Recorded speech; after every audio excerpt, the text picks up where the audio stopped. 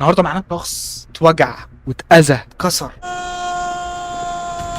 معانا شخص تعب عشان انت تستريح، معانا شخص جرب وكافح وغامر وحط ايده في النار عشان انت تتعلم. فاهم يعني ايه تصحى من النوم تلاقيك خسرت كل حاجه وحياتك كلها اتغيرت للاوحش؟ انا حصل لي كده. معانا شخص عرف كل انواع البنات من اول البروستيوت لحد شيخة الجامع. انت عايزه؟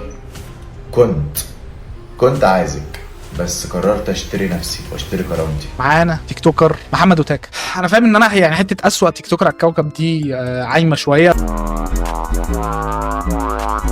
فهي اسم السلسله تمام. هيبقى في كذا فيديو اسمه اسوأ تيك توكر على الكوكب، هتبقى شخصيات مختلفه اكيد مش عامل نفس الفيديو 60 مره، بس حته ان في اسوأ تيك توكر لا، يعني هو اي تيك توكر اسوأ حد. لما نتكلم عن محتوى محمد تاكا خلينا نتكلم على السبب اللي انا عملت الفيديو ده عشانه، وهو يعني تيك توكر راندوم موجود زيه زي 1000 تيك توكر، بس ليه ده بدات بيه السلسله؟ والله بص هما السببين. اول سبب الحاجه اللي عرفتني عليه اصلا، انا عرفته من سبب حوار بنت اسمها هدير، طلعت ترند الفتره اللي فاتت. هي حصل لها شويه مشاكل تمام، مش شويه، مشاكل كتير، وطلع لها ستيب على النت وفايرال فشخ، الناس كلها شافته. بس الفكره ان هي كانت صاحبته قبل ما تطلع الترند ده، يعني هي قبل ما يحصل لها المشكله الكبيره دي هي كانت صاحبته، او كان زي ما بيقولوا هم مرتبطين ببعض. فتيك توكر صاحبته اتشهرت جدا بفضيحه غير اخلاقيه تماما. توقع هيعمل ايه؟ اكيد تيك توكر فهيستغل كل فيو ممكن يطلع من ورا الترند ده، ومش هيبطل يتكلم نهائي عن علاقتهم ببعض لحد ما يلاقي ان ريتش الفيديوهات ابتدى بس يعني 1000 2000 فيو، اللي هم الهنود بس اللي بيخشوا يشيكوا على الفيديوهات الموجوده على التيك توك دول. اول ما يلاقي ان الفيديو وصل للناس دي اللي هم 1000 2000 خلاص هيبتدي بقى يفهم بقى ان هو خلاص موت الترند. يعني هو في الاول عمل الفيديو ده خلاص مبقاش فيها هدير عبد الرازق وتاكا، كل واحد فينا راح لحاله، بس كنت لازم اقول كلمتين في حق اطيب بنت كانت في حياتي. كل شيء اسمه نصيب، وانا وهدير عبد الرازق ما بقيناش في حياه بعض لا من قريب ولا من بعيد. حبيت اعمل الفيديو في بيتي عشان افتكر كل حاجه من اول لحظه عرفتها فيها. يعني من الاخر، ركبت ولا ما ركبتش؟ ابراهيم احمد.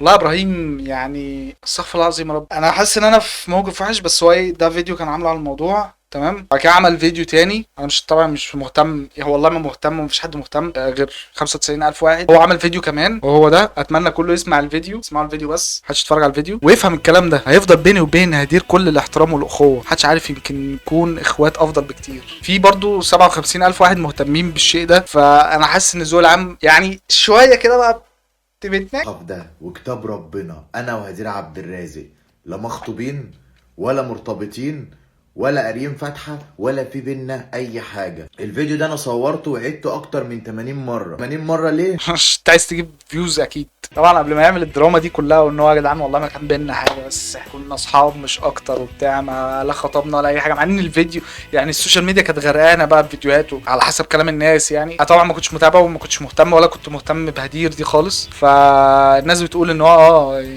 كانوا صحاب وكانوا خاطبين وطلعوا في فيديو عملوا ان هم مخطوبين يعني وبتاع. ف اول ما الترند طلع ده يعني الترند كان في شهر 7، اول ما طلع عمل الفيديو ده على طول. اللي عايز فيديو هدير عبد الرازق يبعت لي خاص يا جدعان دلوقتي حالا،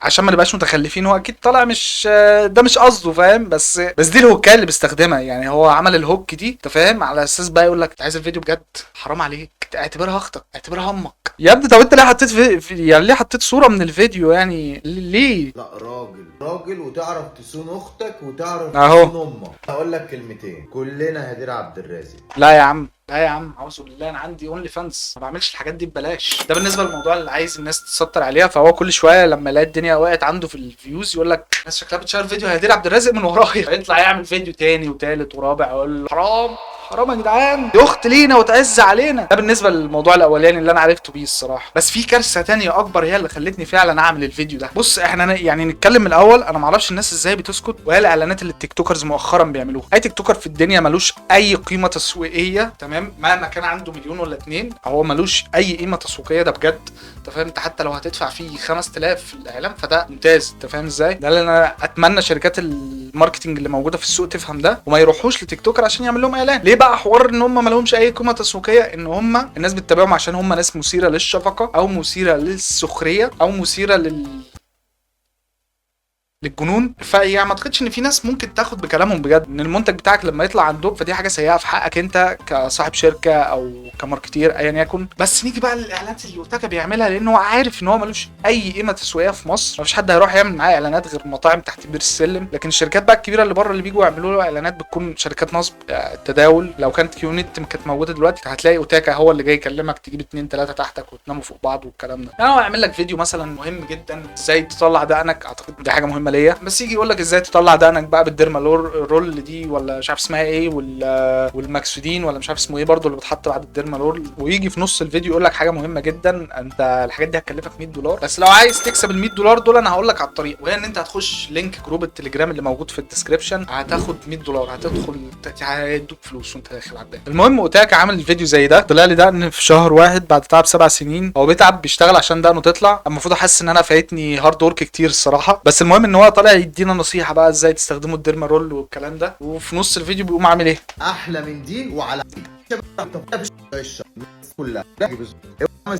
بالنسبه للبنات وبرضه الشباب ركزوا معايا بس في الحته دي الاول، اكسبكم فلوس بسرعه وارجع لكم تاني. طبعا كلنا بص انت كده تبقى قاعد في فيديو اوتاكا تلاقي نفسك كتابك البنك عمال يعد عادي، ما بتعملش حاجه، بتتفرج على التيك توك عادي، عايز تطلع دقنك فكتابك البنك بيعد التداول صح كده وكلنا عارفينه، بس خايفين يتنصب علينا. اسمعوا كلامي وبتقدروني وعارفين ان انا ما بكذبش عليكم في حاجه. دكتور احمد الدسنلي اشهر من نار على العلم. هو لا ده انا ما فيش حد سمع عنه في التداول خالص تمام، ولا اشهر من نار على العلم ولا اشهر من ميه على علم. التداول ببلاش بيعرفك ثغرات معينه ممكن تكسبك 90% من الايداع بتاعك. انت مش فاهم اي حاجه في قصه التداول فانت هتتعلمها ببلاش من غير ما تحط ولا جنيه. طب واحد عنده سر عظيم، سر يعني قريب الى حد ما من سر الكون، ان هو انت تقدر تعمل فلوس من التداول وبتاع بيكسبك 90% من فلوسك، هيجي يعلمني انا ده ليه؟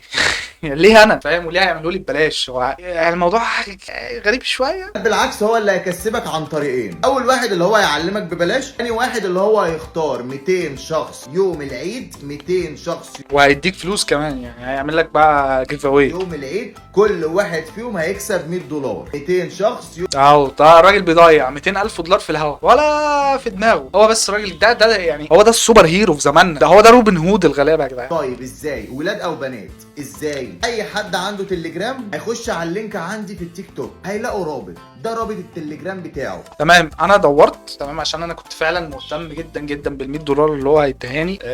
كنت هجيب الديرما رول والحاجات دي واطلع داني، يعني هي قصه كده. فدورت على الديسيل ده لقيت عنده تشانل على اليوتيوب اهي، تشانل عليها 1500 سبسكرايبر، فما فيش اي هويه للشخص ده لان ده ايه فيك.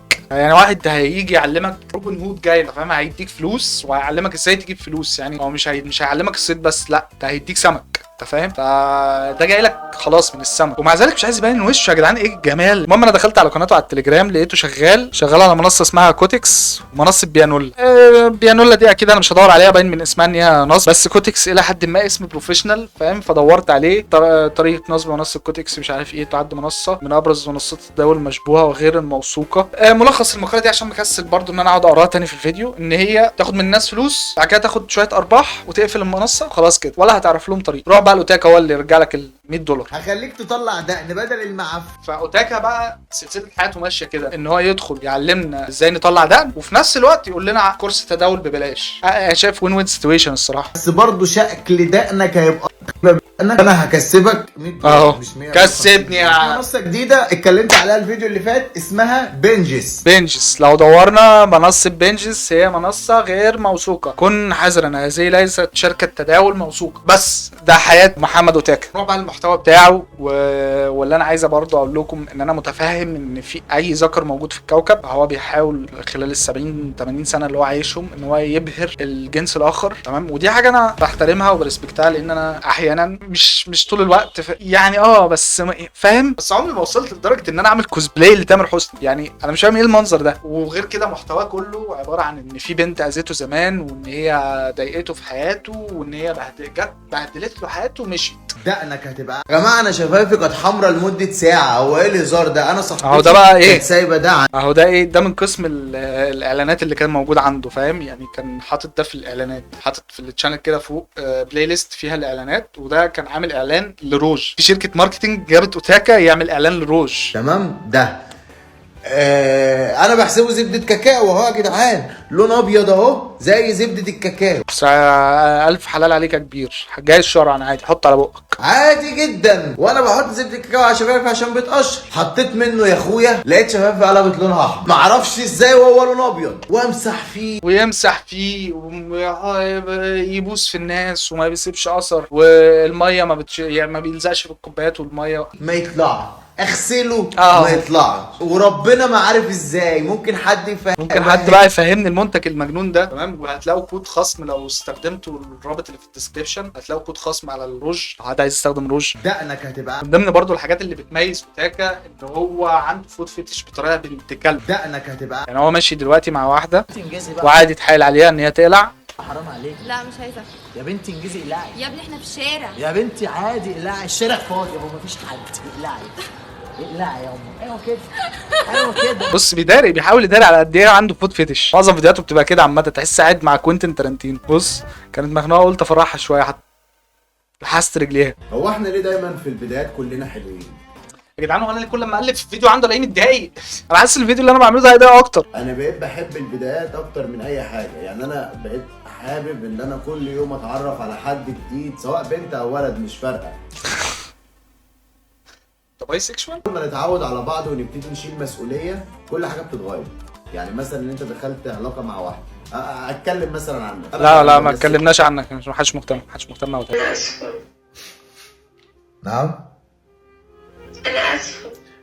اسفه انك نسيتيني بسرعه، ولا اسفه انك غلطت في اسمي مره واثنين وثلاثه، ولا اسفه انك نسيتي صوتي، ولا اسفه انك كسرتيني، ولا اسفه على ايه بالظبط؟ اصل في كتير. اسفه على ايه؟ يعني هو لغايه دلوقتي الاسباب اللي هي بتتاسف لك عليها فهي عادي، ممكن ما كانتش تاسف، يعني تقول لك عندي دي يا زميلي وخلصت، انت فاهم. ثانيا هو انت هي بجد كلمتك او رنت عليك وانت قمت مجهز فيديو تيك توك على طول؟ يعني مفيش بنت دخلت العربيه دي ابدا.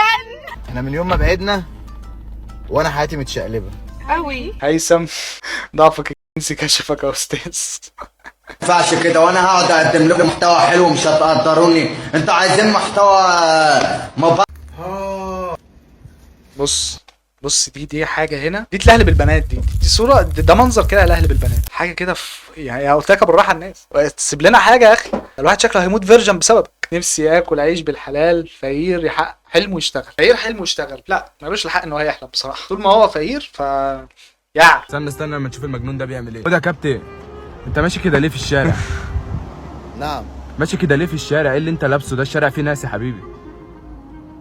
هو بصراحه عندك حق، انا اسف، بس انا لو لقيته قاعد ماشي بفانلة تمام ووقفت وقلت له ايه اللي انت لابسه ده اكيد هو هيبقى مجرم، فاهم، هيبقى راجل مجرم، فهتبقى خناقه يعني عليكم. اقسم بالله العظيم انا عندي انترفيو دلوقتي، والله العظيم زي ما انت مش شايف الجو عامل ازاي حر، فانا لو لبست القميص هيتكرمش، وغير اللي هو هيتكرمش هعرق فيه. فالحل ان انت تمشي كده في الشارع، فاهم، ان انت عندك انترفيو خايف الهدوم تتوسخ، بدل ما تطلب اوبر مثلا او تطلب مواصله مريحه، فانت هتمشي كده في الشارع. بالله بس والله العظيم لو عرقت فيه او اتكرمش او حاجه حصلت انا هترفد يعني. هتترفد ليه؟ انت ما تعينتش، انت مش رايح انترفيو. مين المدير اللي هيرفدك عشان ريحه عرقك وحشه؟ مفيش حد ممكن يعملها في الكوكب غير دكتور مكاوي. يعني طبيعي انا دخلت على مدير ريحتي عرق او قميصي متكرمش هترفد. طبيعي، ده بتحصل كل يوم في الشركه. يتيم كان نفسه يتجوز، لكن اليتيم كان نفسه يتجوز ليه؟ هو خلاص اليتيم والفقير، اليتيم عايز يتجوز والفقير عايز يشتغل. هو في ايه يا جدعان في المجتمع اللي احنا عايشين فيه ده؟ وكيل فيك، حسبي الله. ايه ده ماله ده؟ حسبي ماله الله ده؟ ونعم الوكيل، حسبي الله. راهق. مالك يا صاحبي؟ في ايه؟ مالك في ايه؟ اهدى اهدى اهدى مالك في ايه؟ مالك في ايه؟ اهدى يا صاحبي، مالك؟ انا هعلق المره المليار، هو عامل زي تامر حسني ماشي. بس انا كنت بحب واحده معاها بقالي 3 سنين. اه كل يوم تعالى تقدم لي، اقول لها انا مش معايا، تعالى تقدم لي، انا مش معايا. طب اصبري لما ربنا يكرم. قبل يوم عيد ميلادي بيوم قلت هعمل لها مفاجاه واعمل لها هديه واجي لها واخطبها. وجع القلب بقى. انا راضي ذمتك، ده اللي انا قدرت عليه. يعني ده اللي ايه؟ ده اللي أنا وريني قدرت يا فقير يا شحات، وريني. بس وسلسله. دبله ومحبس وسلسله، ايه الفقر ده؟ رحت لابوها بالمنطق كده رماهم في وشي. عنده حق يا شحات. يعني اتاري اصلا اللي فيه واحد تاني قريبها طالع وبيخطبها. يعني ساعتها ما ظبطتش السكيدجول بتاعها، فاهم، كان في اصلا ميتنج لواحد تاني، فهو جه في وقت غلط، فاهم؟ فمنطقي ان هو يقول لك اتكل على الله يعني. كل بداية ولها نهاية، وانا نهايتي في الفيديو ده يا عمي ده الفيديو ده من 8 شهر 8، ما اعتزلتش ليه بقى؟ المهم انا بهزر او تاكا وبس كده. اشوفكم الفيديو الجاي يكون في شخص يعني مرح عن كده، مش عايزين الاكتئاب مش هقدر ابص، مش هقدر. بس كده اشوفكم الفيديو الجاي، سلام.